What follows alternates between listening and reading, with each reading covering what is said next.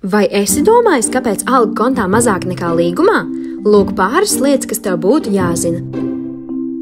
Iedzīvotāju ienākumu nodokli maksā fiziskas personas no saviem ienākumiem, algas, saimnieciskās darbības peļņas, ienākumiem no kapitāla pieauguma vai īpašuma pārdošanas. Nodokli parasti nomaksā darba devējs, bet pašnodarbināto gadījumā nodoklis jāmaksā pašam. Bet pastāv arī atvieglojumi. Piemēram, darba algā aprēķinātais neapliekamais minimums un vecāka vai aizbildņa apgādībā esošas personas atvieglojums, kas netiek aplikti ar iedzīvotāju ienākumu nodokli.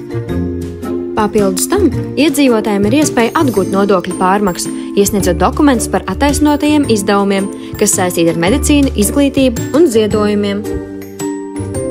78% no šī nodokļa ieņēmumiem nonāk tieši pašvaldību budžetos, lai nodrošinātu reģionu attīstības, sociālās vajadzības un finansētu citus novada izvirzītos mērķus. Savukārt valsts budžetā nonāk 22%. Tāpēc atceries, godprātīga nodokļu nomaksa ir katra iedzīvotāja un uzņēmēja atbildība, kas veido pamatu spēcīgai valstī un sabiedrības labklājībai. Tavi nodokļi, tava atbildība.